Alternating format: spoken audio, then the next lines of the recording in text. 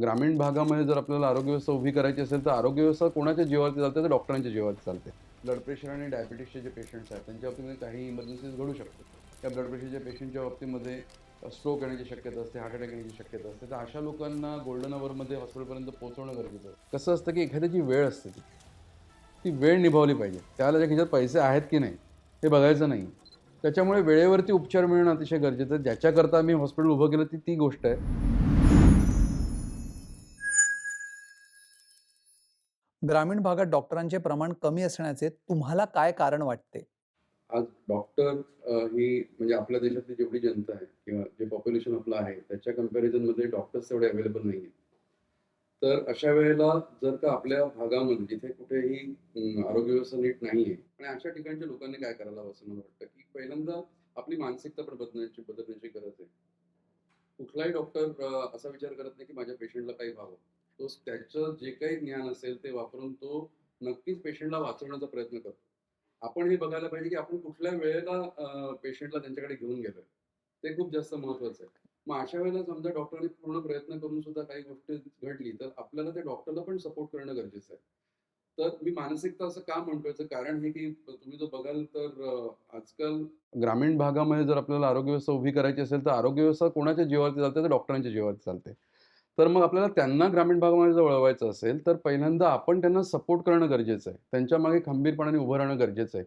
कसं एखाद्या पेशंटला ज्यावेळेला ट्रीटमेंट एखादा डॉक्टर करतो, त्यावेळेला त्याचं जे काही डायग्नोसिस असेल किंवा त्या पेशंटची जी काही डेव्हलपमेंट असेल, ती होत असताना त्याच्या मनावरती एक वेगळं प्रेशर असतं. हं, मग त्याला ते प्रेशर सहन करू दे ना.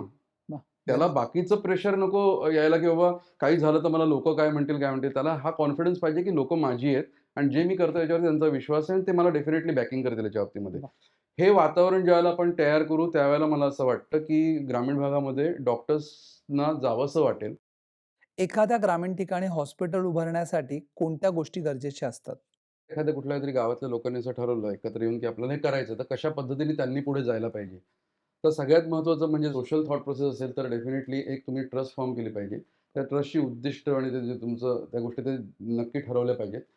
ट्रस्ट फॉर्मेशनचं तुम्हाला चॅरिटी कमिशनरकडे जाऊन तुम्हाला ते सगळी नोंदणी वगैरे सगळी गोष्टी करायला लागते. ते ट्रस्ट रजिस्ट्रेशन सर्टिफिकेट खूप महत्त्वाचं आहे, ते करायला पाहिजे. तुमची घटना तयार करायला पाहिजे. त्याच्यानंतर अकाउंटिंगचा खूप मोठा पार्ट येतो. तुम्ही जो काही खर्च कराल, तर एक रुपयाचं सुद्धा तुमचं नोंदणी असली पाहिजे तुमच्याकडे. त्याच्यामुळे मग तुम्हाला दर वर्षाच्या वर्षाची ती बॅलन्स शीट तयार करणं अतिशय महत्त्वाचं आहे. तुम्हाला वार्षिक अहवाल तयार करणं अतिशय गरजेचं आहे. तुमचे जे काही उपक्रम असतील, आपण आज हॉस्पिटलचं उद्दिष्ट ठेवलं म्हणजे लगेच काही दुसऱ्या दिवशी हॉस्पिटल सुरू होणार नाहीये. तर आपण त्या उद्दिष्टाकडे जाण्याकरता ज्या स्टेप्स आहेत, त्याच्यामध्ये सगळ्यात महत्त्वाचं म्हणजे चॅरिटी कमिशनरकडे नोंदणी करा तुमची. त्याच्यानंतर ॲज अ ट्रस्ट म्हणून. त्याच्यानंतर तुम्ही सगळी डॉक्युमेंटेशन जमा करायला सुरुवात करा. बॅलन्स शीट्स वगैरे करा. 3 वर्षाची बॅलन्स शीट दिल्यानंतर एटीजी सर्टिफिकेट वगैरे मिळतं. बरं. तुमचं एटीजी सर्टिफिकेट असणं गरजेचं आहे, ज्याच्यामुळे जे डोनर्स आहेत त्यांना एक्झम्पशन मिळेल इन्कम टॅक्समध्ये. आणि आता सी-एस-आरच्या अंडर जर का तुम्हाला कॉर्पोरेट सेक्टरकडनं पण घ्यायचं असेल, तर त्याचं पण एक नोंदणी प्रमाणपत्र असतं. ते पण तुम्ही मिळवू शकता. तर हे सगळं डॉक्युमेंटेशन तुमच्याकडे असणं अतिशय गरजेचं आहे. आता ही जी नोंदणी होणार आहे, ती ॲज अ ट्रस्ट म्हणून तुमची नोंदणी होणार आहे. हे काही असं नाही, की तुम्ही लगेच हॉस्पिटल करता. तुमचा एक उद्देश आहे हॉस्पिटलचा. जसं वेगवेगळ्या एन-जी-ओचे वेगवेगळे काही-काही असतात, तसं तुम्ही तुमच्या डोळ्यापुढे ध्येय ठेवा, की आपल्याला हॉस्पिटल सुरू करायचं आहे. सध्या ग्रामीण भागात कोणत्या सुधारणा करणं अपेक्षित आहे? गव्हर्नमेंटची जी काही प्रायमरी हेल्थ केअर सेंटर्स आहेत किंवा काय, इथे ना ही लोकं खूप मनापासून आणि चांगलं काम करतात. पण कसं तिथपर्यंत पोहोचणे अवघड होऊ शकतं. त्याच्यामुळे ट्रान्सपोर्टेशनची व्यवस्था अतिशय चांगल्या पद्धतीने लगेच आपल्याला ती सुधारायला हवी ट्रान्सपोर्टेशनची सुद्धा. ट्रान्सपोर्टेशन. म्हणजे पेशंट ट्रान्सपोर्टेशन हे अतिशय महत्त्वाचं आहे.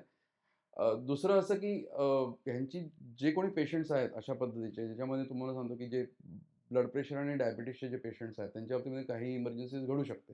त्या ब्लड प्रेशरच्या पेशंटच्या बाबतीमध्ये स्ट्रोक येण्याची शक्यता असते, हार्ट अटॅक येण्याची शक्यता असते. तर अशा लोकांना गोल्डन अवरमध्ये हॉस्पिटलपर्यंत पोहोचवणं गरजेचं असतं. पण मला असं वाटतं की अशा लोकांचं डेटा कलेक्शन ही खूप महत्त्वाची गोष्ट आहे. आणि त्याच्याकरता जे मी मोबाईल हेल्थ युनिट म्हणतो, की मोबाईल हेल्थ युनिट ही एवढी स्ट्राँग पद्धतीने राबवली गेली पाहिजे ना, की आपण असं म्हणतो ना, की गाव तिथे डॉक्टर पाहिजे.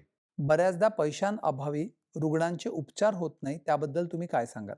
कसं असतं, की एखाद्याची वेळ असते ती वेळ निभावली पाहिजे. त्याला त्याच्या खिशात पैसे आहेत की नाही, हे बघायचं नाही. आणि आम्ही आमच्या कॅज्युअल्टीमध्ये बेसिकली आम्ही सांगून ठेवलेलं आहे, की तुम्हाला हे की आमच्या सगळ्या स्टाफला आम्ही सांगितलं, की तुम्हाला हे विचार करायची गरज नाही, की पेशंट पैसे भरेल किंवा नाही भरेल. तुम्हाला ट्रीटमेंट करायची आहे ना. आम्ही तर तुम्हाला सांगत नाही, की पैसे नाही म्हणून ट्रीटमेंट करू, असं तर आम्ही कोणालाच सांगत नाही. त्याच्यामुळे कॅज्युअलिटीमध्ये जे कुठल्या इमर्जन्सी ट्रॉमा असेल तुम्ही पहिले ट्रीटमेंट बघा. आपण आपलं काम स्वच्छ मनाने आणि चांगल्या पद्धतीने केलं पाहिजे. पैसे न भरणं काय काय करणं त्याची नियत झाली, ती नंतरची. त्याला कितपत ते पटतंय काय होतंय ते पण ते बघू नका. कारण ती वेळ परत येणार नाही त्याच्या पण आयुष्यामध्ये आणि आपल्या पण आयुष्यामध्ये. त्याच्यामुळे वेळेवरती उपचार मिळणं अतिशय गरजेचं आहे. ज्याच्याकरता आम्ही हॉस्पिटल उभं केलं ती गोष्ट आहे. त्याच्यामुळे बऱ्याच लोकांचे जीव वाचलेले बघितलेत आम्ही.